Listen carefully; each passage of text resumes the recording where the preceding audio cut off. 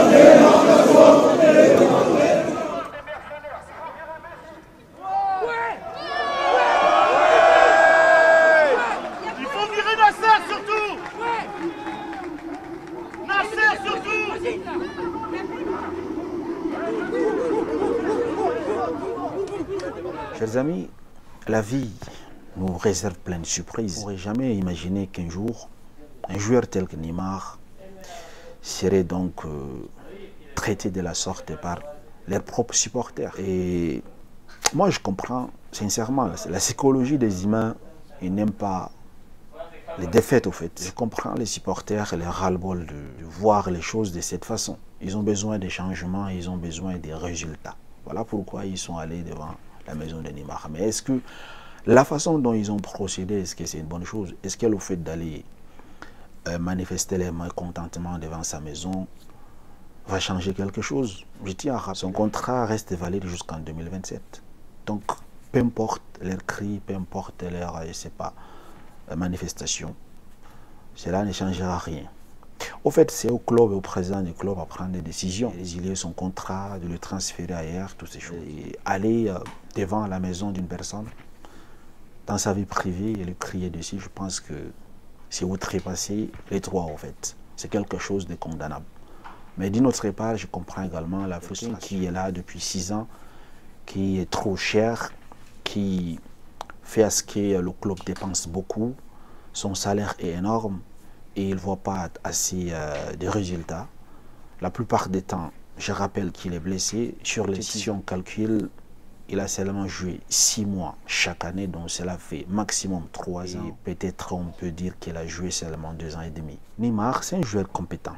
Lorsqu'il est en forme, il démontre ses talents. Pas plus tard que cette année. Au début de l'année, il a démontré de quoi il est capable.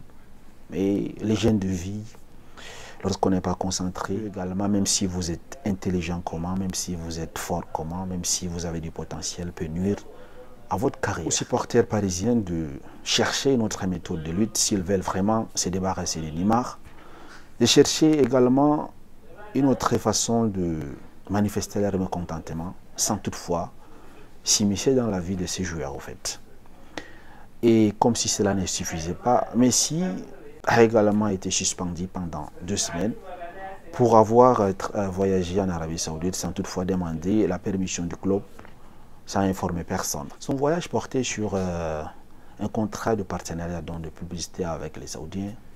Il a été, je pense, payé 30 millions d'euros. Qu'en est-il donc réellement de cette situation? Lionel Messi. Ouais. Car hier, Martin, au décrassage, il manquait Lionel Messi. Où était-il?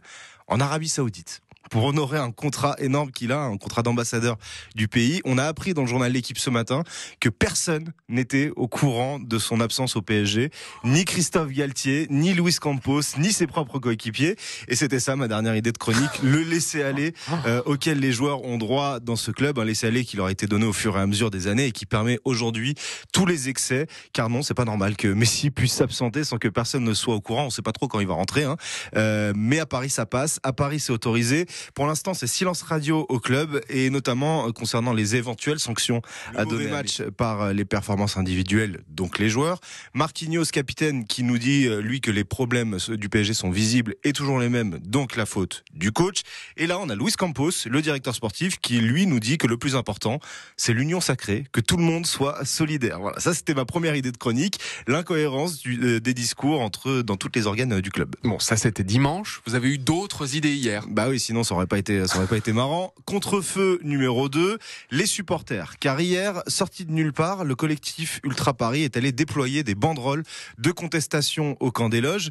Je dis sorti de nulle part car plus personne n'attendait ça de la part du groupe majoritaire du collectif Ultra Paris, le groupe qui s'appelle la Cassos Team, car on sait ce groupe proche de la direction du PSG et même dans son entreprise de contestation, faire ça au camp des loges sans prévenir, ça pose question. D'ailleurs, c'est tellement sorti de nulle part que plus personne n'était au centre d'entraînement à cette heure-là, c'est probablement un hasard, hein. Ça ressemble vraiment à une action qui a été faite juste pour faire une action.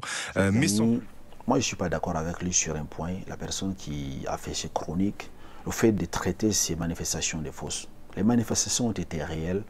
Ces supporters sont allés devant le siège du club, devant la maison de Neymar pour manifester les ras-le-bol. Également, ils ont scandé le nom de Messi dégage.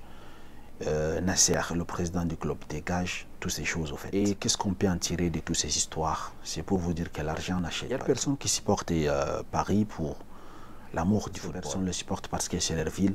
D'autres personnes le supportent par conviction. L'argent ne peut pas tout acheter en réalité. On voyait si l'argent pouvait faire tout. Avec le pétrolier qatarite qui gère le club, ils avaient déjà emmagasiné plusieurs Champions League. Et les supporters ne seraient pas mécontents à ces points-là. Quand les choses ne marchent pas, il faut savoir, n'est-ce pas, déplacer les pions afin de rendre tout le monde heureux. Pour d'autres personnes, le football, c'est business.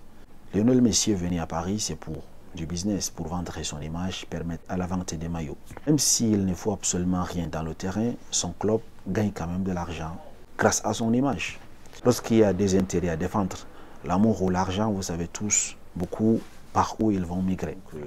Le président du club, il fait du business.